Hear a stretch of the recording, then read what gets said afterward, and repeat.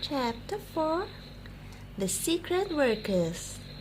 The next evening, Grandpa Joe went on with his story. "You see, Charlie," he said, not so very long ago, there used to be 1,000 of people working in Mr. Willy Wonka's factory. Then one day, all of a sudden, Mr. Wonka had asked every single of them to leave, to go home and never to come back. "But why?" asked Charlie. "Because of spies." "Spies?" "Yes.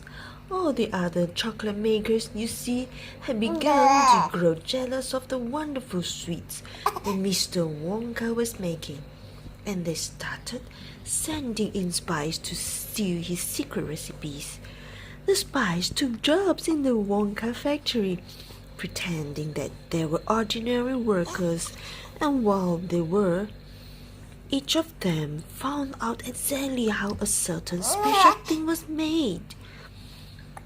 "And now did they go back on their own factories and tell?" asked Charlie. "They must have," answered Grandpa Joe, "because soon after that, Fricker Grumber's factory started making an ice cream that would never melt, even in the hottest sun.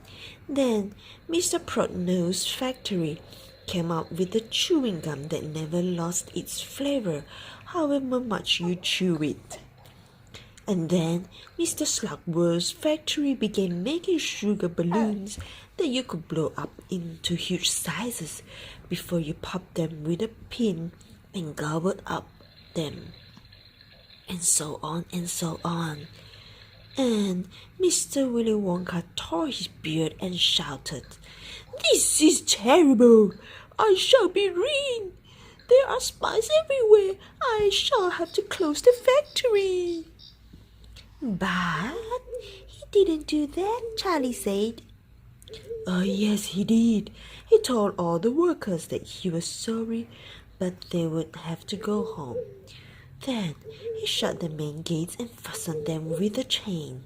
And suddenly, Wonka's giant factory became silent and deserted. The chimneys stopped smoking, the machines stopped whirring, and from then on, not a single chocolate or sweet was made. Not a soul went in or out, and even Mr. Willy Wonka himself disappeared completely."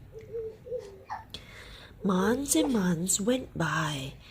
Grandpa Joe went on, but still the factory remained closed, and everybody said, "Poor Mr. Wonka, he was so nice, and he made such marvelous things, but he's finished now. It's all over." Then something astonishing happened. One day, early in the evening, thin columns of white smoke were seen to be coming up from the tops of the tall chimneys of the factory.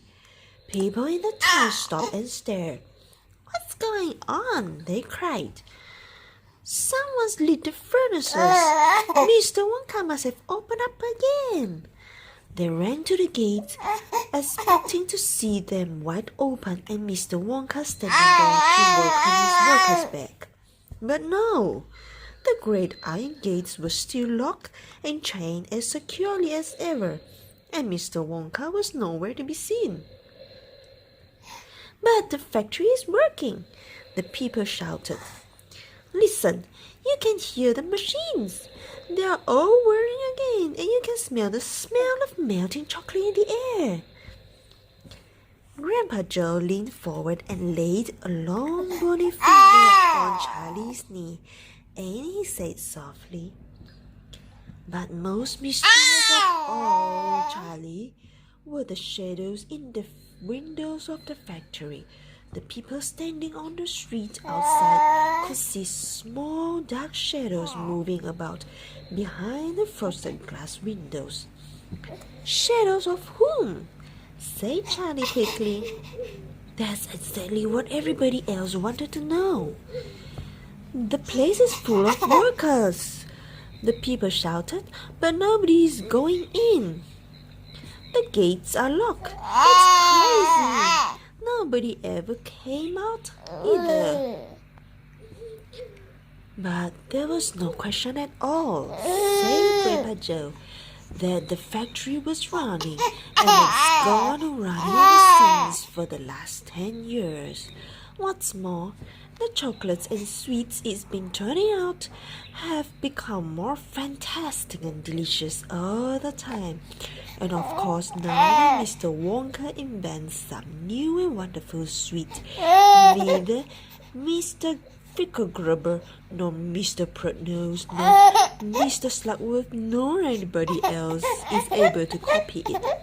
No spies can go into the factory to find out how it is made. "But Grandpa, who?" cried Charlie. "Who is Mr. Wonka using to do all the work in the factory?" "Nobody knows, Charlie." "But that's absurd. Hasn't someone asked Mr. Wonka?" "Nobody sees him anymore. He never comes out. The only things that come out of the place are chocolates and sweets. They come out through a special trapdoor in the wall, all packed in a dress, and they pick it up every day by the post office." "But Grandpa, what sort of people are they that work in there?" "My dear boy," said Grandpa Joe, "that is one of the great mysteries of the chocolate-making world. We know only one thing about them. They are very small. The faint shadows that sometimes appear behind the windows, especially late night, when the lights are on, are those of tiny people no taller than my knee." "There aren't such any people," Charlie said. Just then, Mr. Bucket, Charlie's father, came into the room. He was home from the toothpaste factory, and he was waving an evening newspaper rather excitedly. "Have you heard the news?" he cried. He held up the paper so that they could see the huge headline. The headline said, "Wonka Factory to be opened at last to lucky few."